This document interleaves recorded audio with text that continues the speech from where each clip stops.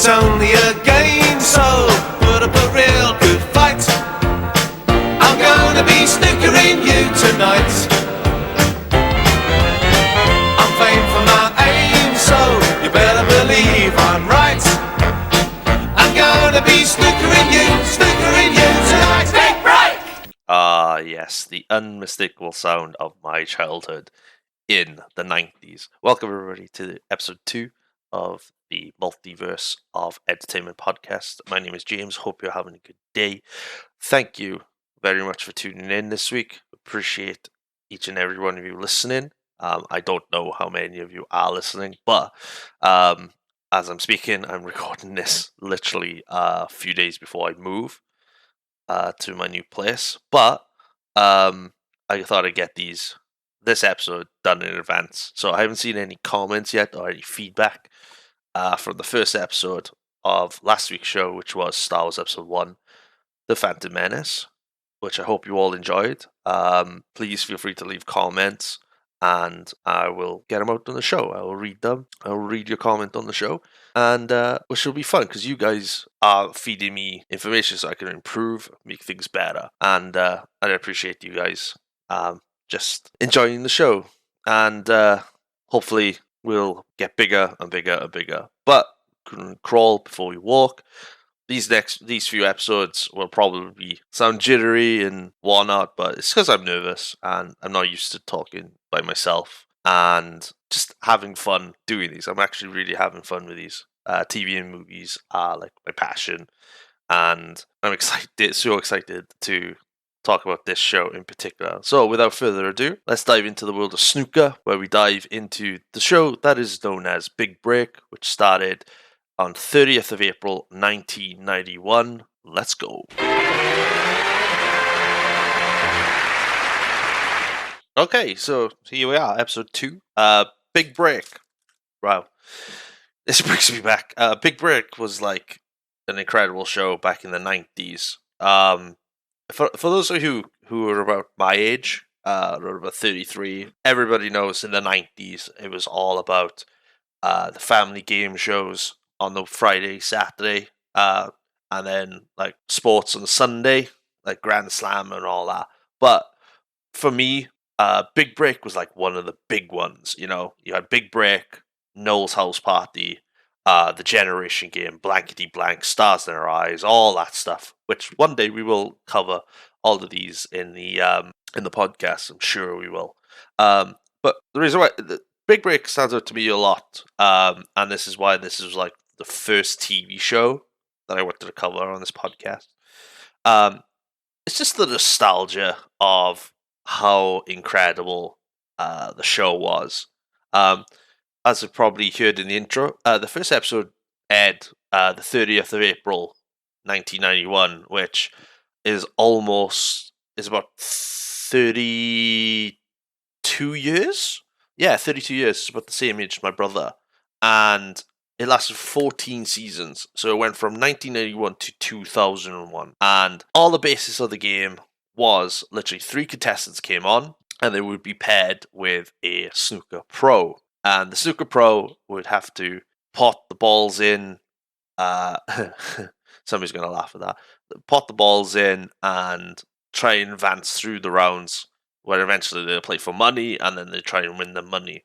And you had 2 fantastic hosts. One of them was the legend snooker player, John Virgo. John Virgo was absolutely amazing in that. For any snooker fans out there, you can hear him on like commentary now on the snooker championships whenever they're on. And you had the one and only the legendary comedian Jim Davidson, which for me as a kid, I loved him as an actor. He was funny, he was fantastic, he was witty, classic comedian for the 90s. I don't know, he came up through like the late 70s through the 80s, and then I think Big Break was like kind of his like shining moment, where he not only had the Big Break gig, but he also had later on the Generation Game gig as well, which we'll cover one day. But yeah, you know, you had the three contestants would have to answer. So they would split the show into like three segments. So the first segment was hot hot red or hot shot, where the contestants would answer three questions, and they would add timer, add 10 seconds to the timer. They obviously changed it later on, where they start off with 40 seconds, which is the maximum time that you need for the snooker player. And if you got a question wrong, the time would reduce. So it was kind of like they obviously refreshed it through the years. So whatever time the snooker player had, they'd break. They do a normal break, and then, as John Virgo would say, the clock would strike the next time you strike the cue ball, and then they would race against time to pot as many balls as they can, which is which is the rules in hot, I can't remember what it said, hot red or hot shot. Somebody will question me. Leave a comments below here on YouTube if you're watching this on YouTube, or on Spotify. And then obviously one person would get knocked out, and the two remaining contestants would move on to a game called Potluck, where you have color balls. When you have the color balls and the red balls, and every time the snooker player would miss a color, whether it was red, yellow, black, pink, blue, red, green, they would answer a question from that color, and then the snooker player would continue. But they would have numbers on the balls, so it would mark the amount of pounds that somebody would win. So like the red balls would be 10, and the black ball would be like £70, and they'd have a different coloured corner as well. So if you pot the matching colour ball to the matching colour corner, you would get like the double the money, really. And this is good. And I think the record, I watched the record the other day on YouTube. You can find all these episodes on YouTube. It's great. What was it? Willie Thorne, one of the legendary snooker players, who's sadly no longer with us, hit the record for this game, which was 700 something pounds. And nobody had beaten it. And I watched on. There's a clip of it on YouTube somewhere, which was epic, really, really good. So, and then when the person would finish that, one person would get knocked out from that, and then the contestant would go on to like the final game, which was, I think it was Potluck. I think it was, yeah, Potluck, where the contestant then would be asked a number of questions during 40 seconds, I think, and for each correct answer, 5 correct answers, you get 5 red balls taken off the board, or how many questions you get right, the balls would be taken off the table, so it would make it easier for the snooker player to get to win the prize, to win the prize to the contestant. I think it was 40 seconds. Because then whatever time was remaining, they would stop the clock, and whatever time was remaining, the snooker player would have to pot all the balls in that allotted time. Which some didn't, some did. It looks easy on TV, but if anyone has ever played snooker before, you would know that how difficult potting ball is. I've just recently started playing snooker myself again, and it's tremendously difficult. But it was pretty good. Really, really good. The show had like a hell of a following back in the 90s. Really, really good following. It managed to do 222 episodes, and that's including 17 specials, which is incredible. Some of the specials were amazing, like the Christmas specials. Everyone would dress up. You'd have the gladiators come in as well. It was just fun, such family fun, and you could sit there with your mum, dad, granddad, grandmother or brothers or sisters. Just sit there and just have a laugh for about 30 minutes every Saturday evening. It was so good. It was so fun. And when it went off air, I think it was really disappointing for it to go off air, but it could only go as far as it could, which is fun. And, I do kind of wish they bring it back, but thankfully on YouTube, there's a lot of those episodes, especially the earlier episodes on YouTube right now, which you can catch. Yeah. What else was I going to talk about? The theme song. Man alive. The theme song was based off an original song called The Snooker Song by Captain Sensible. And it's a very catchy tune.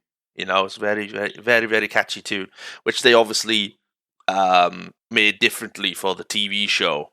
Because in the show, it doesn't have people going, big break! Or whatnot. But like the first verse of the song is the original first verse, and then they just added the big break at the end because it's the name of the show. But it was really, really good, really, really good fun, and it was such a joyous thing to watch as a kid. If anyone's ever seen it before, let us know in the comments. It's great.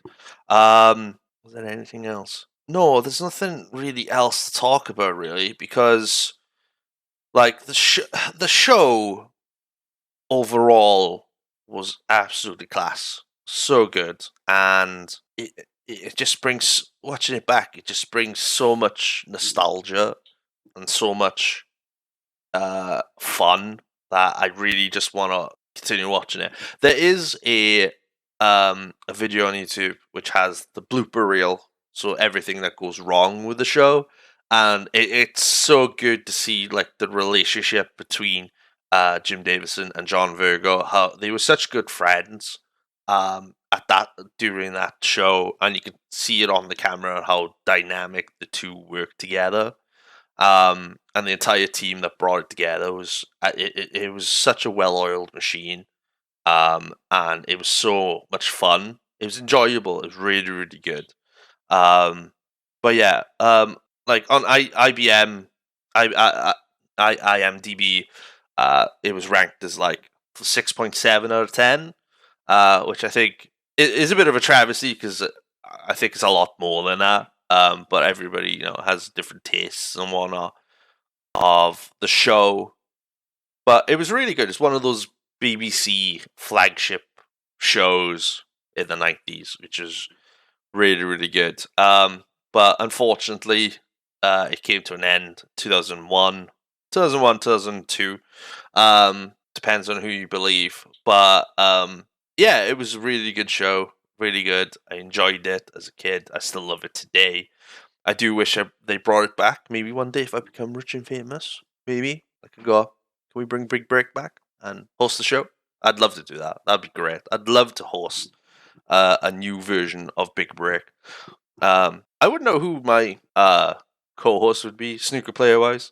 It'd probably be somebody who's got like comedic timing, probably like a Mark Williams. Yeah, Mark Williams. I'd probably have Mark Williams to do it because he's quite a character, and being a fellow Welshman as well. So that'd be pretty fun. Whew. All right, are we watching anything? No. All right, okay. So I think that's gonna be it. I think I'm gonna wrap it up here. It's short. It's gonna be a shorter episode, I think, compared to what it was before. But it's not a bad thing. It's not a bad thing. So yeah, let's play some. Let's play some music and let's end the show. Oh, that's what I forgot. The rating I'm going to give it. So, highest score in snooker is 147. So, if I had to score it out of 147, I'd probably give it a solid 145. Yeah, solid. Really solid score. Really, really good. Yeah, a 145. Definitely out of 147. Brilliant. Right, let's get some music going. Let's go.